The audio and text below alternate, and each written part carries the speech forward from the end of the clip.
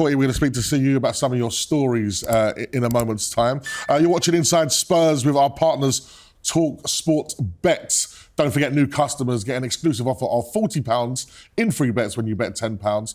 Go to talksportbet.com/Inside Spurs to claim this offer now. So let's learn a little bit more about the man behind the voice. Of course, we are very familiar with that voice. You walk into the stadium. My son, we go to the stadium and I go get a drink in the bar. It's like, Coyte's on. Good lad. And Well he runs in. What are you doing at the bar then? He said, I've seen him before. I've heard it all before. Let's talk about your history with Spurs. How, you're a Spurs fan, obviously, right? Yeah. So you looking from afar, I'm watching you at the side of the pitch, talking to the legends, talking to the managers, giving out awards. For me, that's a dream job. It is a dream job. How did that come around? Right, it was about 20 years ago. I was working for Capital at the time, working at Capital Gold. And my dad, I'd always been with my dad. His dad was a Spurs fan. He went to the 21 Cup final, so it's in the blood. And so anyway, my dad had a stroke and he wasn't well and we'd stopped going to Spurs. My wife is from Norwich. It's a long story. How long? I'm boring myself. We've got time. Well, we're cheering ourselves up after. Okay, right. Yeah. So look, she's from Norwich and Spurs were playing Norwich back in 2003. And I worked, do you remember David Jensen? Hey, Kid Jensen. Yes. Hey, the kid. So I was working with him at the time and I said, look, do you know anybody at Spurs? Because, I had a season ticket. Anybody that, I could get tickets through. And he said, yeah, I know. Hey, and I know. He had a great voice. He said, hey, I know this guy, Mike Rollo, and it's number 3 on the network chart. And I said, okay, well, just tell me enough of that, but just tell me. And he said, look, now Mike Rollo was the commercial director there. You probably know Mike. So anyway, I said, oh, well, that'd be fantastic. Anyway, Mike phones me, and I still remember where I was. It was one of those life-changing moments. And he phoned up and he said, oh, look, come on. And he used to listen to me on the radio. And he said, well, come along. And, of course, bring your dad and your wife. By the way, would you be interested in hosting in one of the lounges? And I'm like, what? And he said, well, look, we've got all these players, and would you be interested? And I'm like, yeah, absolutely. So anyway, I thought, I can't believe this. So there was, anyway, the next week, he said, come along to the game, just come along and see what you think. And then he phoned me on the Thursday and said, Martin Chivers isn't going to be there. Could you fill in for Martin Chivers? And I'm like, what? Are you serious? He said, well, look, all you got to do is just host one of the lounges. So anyway, I've got there. And I'd interviewed everybody from music, from film, from working for Virgin, all these stations I've worked over the years. But as soon as I met the players that were in the first, I was like that. And I remember speaking to, I know, it was. And I remember talking to Pat Jennings, and I was in a conversation with him, and then my brain went, I'm talking to Pat Jennings. Oh my God, I don't know what he's just said. I've lost it. It's a whole conversation. He's going, So anyway, it was all like this. I was so nervous and I didn't know what to do and how to deal with it. Anyway, then they said, look, can you do an interview on the stage with the man of the match at the time? So I said, yeah, that's fine. And I was all over the place. Got up there and did it because that was what I did and it was fine. And then they said, can you come back next week? Can you come back? And then that was it. And then it got to the point where they said, can you do an interview on the pitch for the first time? And they said, it's an interview with David Ginola. And again, I was like, oh, could you interview? And I'm like, yeah, fine. I was just like, oh my God, how am I going to handle this? So these were in the days when there just used to be the screen up at the top and there was a camera from the top, so we didn't have the close-up camera. And they said, right, go on, off you go. So I walked into the middle, and being a Spurs fan all my life, I had no idea what an emotional, almost religious experience it was going to be for me, because as I put my feet on the grass, everything started rushing. And I swear, I've never passed out in my life. And I thought, oh my God, I'm going to pass out, because everything started going like that. And as I walked into the middle, I could see myself walking, and I thought, I don't know how to walk. And I'm doing like this. So anyway, and then I looked up, and there's David Ginola going, my friend, like this, right in front of me. And it was like, my God. So then I did the interview, and that was fine. So it just went on from there. So I've been getting away with it ever since. But it's an absolute dream, because I've met everyone, apart from Bill Nick, who sadly died the week I began there. Oh. I met them all. And it's been sat with Dave Mackay watching a game once, and it's been amazing. And it's amazing you say that. And as I mentioned, my son and, growing up, going over to Spurs, you've become such a part of everyone's regime of a weekend, going to Spurs and being that voice and that soundtrack, you know, to the point of the thought of you not being there for us fans was something like, oh, you know, we love Coyte. So, like you say, I think, you know, it's almost like you're our 12th man at times. Oh, bless you. That's really kind. But I honestly see, I think there's, I've seen other people do the job and they're, you know, they feel that. And you can say, but I'm a fan first and foremost. When someone said to me, "Are you a fan of Spurs?" I'm like, "Are you kidding me?" Yeah. It means it doesn't come across at all, does it? But that's the thing. It means everything because that's it. It takes me back when we did the finale on the last day. Oh wow! On the last day, speaking about that, yeah. And I wrote, and they said, "Right, well, you've got to give the speech. You do the speech." And I wrote these lines. And my dad had died. I think it was like 3 months before that. And I wrote, it just came to me and I wrote, this is what this means to me. And it was the passing of, I can't remember the words, you know, word for word, but it was about the fact that it's the love of the club that passes through families and that the fact that it brings like sons and fathers, just like I do with my son now and I did with my dad, and there's daughters and mums and whole families, and it means so much. So I wrote this thing and that was it. And so as we say goodbye to White Hart Lane, the world famous home of the Spurs. And that was it. And then they said, well, yeah, you can do it. And I didn't expect that. There was a whole nother bit after that, all about the game is about glory and stuff like that. But it was just right. And I remember on the day that they said that, there was a lady called Emma who was head of marketing at the time. And we had a rehearsal the day before. And I remember her saying to me, look, if you feel like you are going to cry while you're doing it, I just want to say, feel free. So it wasn't going to be like the broadcast news thing like that. And I thought, no, I'm going to deliver it. I'm going to be fine. And I did it, and everything was fine. And it was only on the last line, home of White Hart Lane. And then when it happened, that's when all the rainbow, and that's when it all started to come, you know. And that was probably the only other time I've cried, which was the '81 Cup final when I was a kid, and also in Bilbao.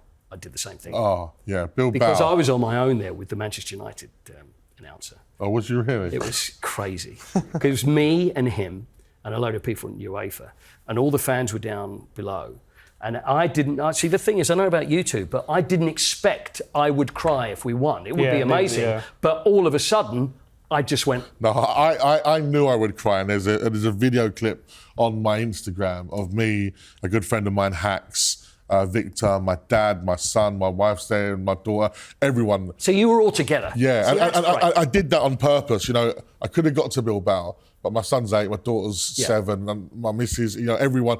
And I had to be to Ibiza the next day. And when I first looked, there was no flight to Ibiza. Then I looked again, and there was one. And I was like, I could have been in Bilbao, but I'm glad I spent it with everyone. And it's funny, as I said, because of, you know, like you said, the tears that you cried there in Bilbao, the tears you cried at White Hart Lane, and, you know, that emotion that is instilled in us, Sonny, as you know, and we talk about, you know, you mentioned, you know, father-son bonding and stuff like that. You were often mentioning your dad to me when he's listening to my show and stuff. Yeah. It is something that's so special and unique that football brings. And I feel like within Tottenham Hotspur, because of the pain we've suffered over the years, Sonny. Maybe, yeah. I think, I mean, every time we lose, I go to my dad, why did I follow in your footsteps? But then he followed in his granddad's footsteps. Seems like we always have that with Spurs. It always runs through the generations, which feels quite magical compared to some other sides. But that's why it meant, that's where those tears were. For 17 years I wonder, of like exactly, because pain.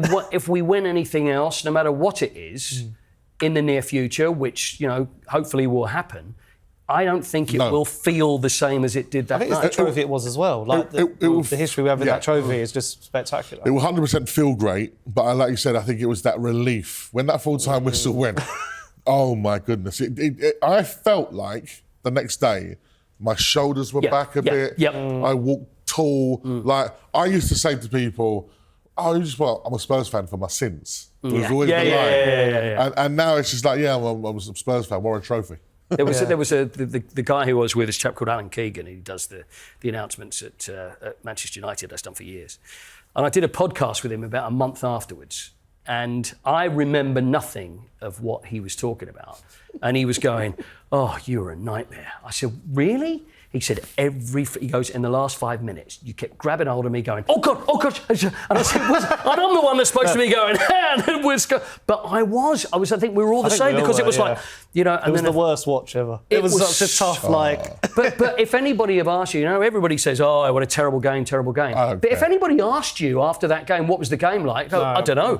Yeah. It's like an Arsenal game. You sit there like that, so you don't know and you don't care about how good the game is. You just need to win.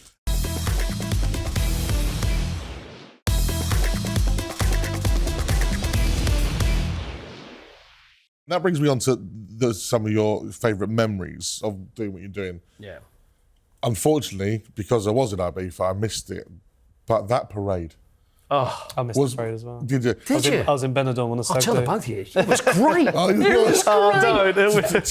Tell me about it, because that as well, the turnout for that as well just showed, when people argue about Spurs' position in like the Big Six, for example, and you have to remind them of our success. And this is the good thing, especially winning, like you said, Sonny, the Europa League, that trophy, legendary trophy, right? And then it felt like we could proudly talk about our history after getting the newer one, because there's lots of this before. There's a reason why we're the sixth most successful club in English history. What was it like to see all those people? And it's incredible. It was absolutely incredible. 250,000 people. Sonny's swearing his head off with you. Yeah, no, Sonny, come on.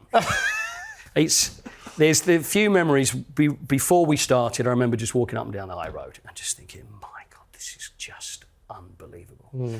Then we had a lot of the legends came up on stage, which was great fun because they're really good friends and I've known them for 20 years and it was great to be able to do that.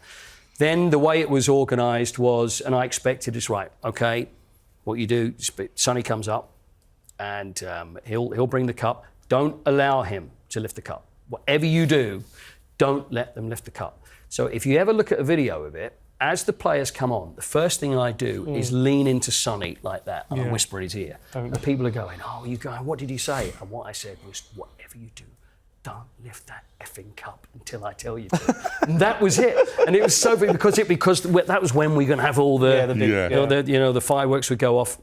So, okay. So anyway, as they came up, and it was like, well, okay, you speak to him, then you bring Ange up, and then you do that, and it was. But obviously, when I look down, and then you see all these are young 20-something millionaires who have been on the piss probably for most of the day. Or wear the sunglasses. And I thought, this is not going to be the easiest. Christian Romero on red wine. I know, Christian Romero. Am I going to say, Coyte, you behave yourself, son, and that's it, So anyway, they all came up. And it was pandemonium. It was so exciting, but I couldn't enjoy that moment because I was trying to police the whole thing. Herding cats. It was, and I'm thinking, right, okay, I've got to get Sonny over. I've got to get him over. Right, it's Ange. And he did the speech, of course, and he's okay, the microphone. Then there was some of them. I remember Richarlison saying, "Give him the microphone. Give him the microphone." And this is after there'd been a point where, right, it's all got to be turned off. I think the police had said, it's all too noisy and there's too many crowds. And I remember talking to a guy down that was on a lamppost right in front of me. I mean, what a job. And I'm being told, listen, you've got to tell him to get down or else the parade's not going to happen. There's 250,000 people. And I'm speaking to this guy on a lamppost right in front of me. You don't want to be the guy that show's over. I know, goodbye, and I'm going, go. mate, listen, we love you, but you've got to get down. You've got to get down. And he was like, he didn't want to be told anything. So he did a bit more of this, and I'm thinking, okay, so finally he got down. But when all the players came on, I remember Richarlison saying, give me the microphone, and it was off. And he's going, turn the microphone on. I said, I can't, it's not Mike, Not my do job. this, do that. Okay, this goes over here. So it was an amazing feeling to be in there and part of that. But it was a tricky one because all I'm doing is thinking, well, I've got to get you over there. And then the other thing is that there was, at the back, they said, right, when you announce that, we are the Europa League champions, Sonny will lift up the trophy and then everything will fly. But behind the stage, so you've got to run off the stage. Then that was it. So all I'm thinking is, right, as soon as I do it, I've got to make this announcement and then run off the stage. There was a gap between the back of the stage. It was like that, and this is where all these guns were. And they said, you can stand there, you can stand there, but you can't stand there because otherwise you're going to be part of the explosion. Yeah. So as I'm running off, I forgot. So I've got this, I've stood there and I've got bang, and I thought, geez, I'm going to end up flying over the top of it. So I ended up... Imagine the Coyte comes to the Tottenham Hotspur. I was flying over, I was going, hold on, was that the guy? So it was amazing, and that all went off, and it was just the most amazing parade, and no club, I don't care, no club could have done the way that. Had the fans the way we were, everybody coming out to see it, the excitement, the cheers. And the other thing, I remember they said, look, just can you read out the teams? So I think it was one of my favourite parts. They said, just can you read out every name before they came out? And it was just like, you've got 250,000 people just cheering every in the palm of your hand as well. It was just crazy. The dream Like the job. Colosseum. Yeah. It was, yeah. So that's a great moment. I'm going to throw you in the dirt now and find out some of the more trickier moments. Maybe handing out some man of the match performances or people's first games and stuff. Is there any particular player you've got a memory that you might have had like they're not happy with you at like? Oh. Yeah. There's a couple. One, and I don't even compare the two players. One's Mido. This is the first, I think it was the second man of the match I ever did. And Mido had just signed. Or in the words of Martin, Mado. That's it. Mado. And I remember. It's I always want to go to Tommy Cooper whenever I start to. It's like Dutch Tommy Cooper, just like that, you know. So here's one for the kids, by the way. So Mido had just signed, and I still remember the Evening Standard had called him the Egyptian David Beckham because his marriage was on TV. He was like such a big star. So anyway, this was in the Bill Nicholson suite at White Hart Lane, and so I'd announced it, said, right now, here he is, he's our man of the match, you know, he's been called the Egyptian David Beckham, please welcome Mido. Anyway, he walks up with a face like thunder. He's walking through these people, I'm thinking, is he not Egyptian? Have I got his... You know when you just question everything, you're thinking, what was it? What have I done? What have I just said? What was it? Well, yeah, he's not like David Beckham here. And he walks up, he's going, I'm not Egyptian David Beckham, how dare you? I'm not Egyptian David Beckham. So automatically, then it just turned into, and I just had the microphone, I said, what is your problem? And he went, no way. Yeah, I just came out. Mic? Yeah, on the mic. I just said, what is your problem? And he went, I'm not Egyptian David Beckham. I'm not. Anyway, it all went quiet. And I remember there was a guy in the front row shouting. There must have been 200 people who went, fight. And I'm standing. So Mido is looking at me with his face full of thunder. And I just looked at him in the eye and I said, you're the most handsome man I think I've ever seen. So then he laughed. And then it kind of diffused it. And I know Mido well now, and he remembers it. And I said, do you remember that time? And that was... And you were clearly lying to him, because the most handsome man you've ever seen is David Ginola. Well, no, I was looking in the mirror. It was when I was looking in the mirror, of course. Yeah, David Ginola. Yeah, David. But the other one was Maradona on the pitch at Wembley. That was a bizarre. Oh, wow, I remember that. Yeah, you remember that? Yeah. That's when he went into the changing room and was telling Harry how to shoot. That's it. Oh, yeah, there you go. Yeah. So, okay. You don't just throw random. You've gone from Mido and then Maradona. I'm on M. Give me a break here. I'm going right the way through you spoke to Maradona. Messi next. Yeah. I'm going round to Reto Ziegler at Z. Yeah. So Maradona was told, look, he said, we've got a great interview for you at half-time. Wow. It was Spurs-Liverpool, and it was full at Wembley, Maradona. And I said, great, right, brilliant. So anyway, the whole idea was that Maradona was going to come out, and he had his Spurs scarf round his neck. And I thought, you know what? Diego, are you a Spurs fan? That was the question I wanted to ask him, because I remember he played in Aussie's testimonials. Are we your team? And I wanted Diego Maradona to say, I'm a Spurs fan. That would have been amazing. So anyway, he walks through, and this little guy. And the first thing I thought, how could you be who you were? It was just bizarre. But there he was. Anyway, he was walking out there with Aussie, and the first thing I did was I went to point to his Spurs scarf. I went, he put his hand out. And I pointed at the Spurs scarf, and I left Maradona hanging. Oh, no. Which is already thinking, please no, because then I've gone like that, and he's gone like that, and I thought, no, please no, don't let me screw this one up. So anyway, the question is that then I said to, he's there, and he's all waving, and I said, Diego, it's great, it's amazing to have you here. You've played for the team. Are you a Tottenham Hotspur fan? So Ozzy's with him, leans over and goes, and then Maradona looks back to Ozzy and then goes, because there's all the noise around. And then Ozzy answered me and went, Coyte, Diego said, and I couldn't understand what Ozzy said, so I never knew what the answer was. So I never got there in the end. But the fact, so I think the answer was probably yes, I'm kind of hoping. But just the fact that being in his presence was just, there's still some people that still, hand of God and cheating this and cheating that. But it was footballing royalty. It was Diego Maradona with Ozzy Ardiles. That amazing call once upon a time, just because you wanted some tickets to see Spurs to Maradona at Wembley. Amazing. Yeah. What a journey, Coyte. Yeah. And of course, the best person you've ever seen kick a football at White Hart Lane was me. It was. You know what? Because that's where we met for the first time. Yeah. Wasn't it? It was one of these sponsored things. How many years ago was that? That was 10 years ago. Was it that long ago? You were unbelievable that day. I fell in love with you as a player. I didn't even know what you did, but it was as a player. I thought, who is this kid? And he's unbelievable. I did ping a nice ball. Yeah. That was the first thing I did, first involvement. But that was brilliant. Coyte, listen, it's always great to hear stories from you.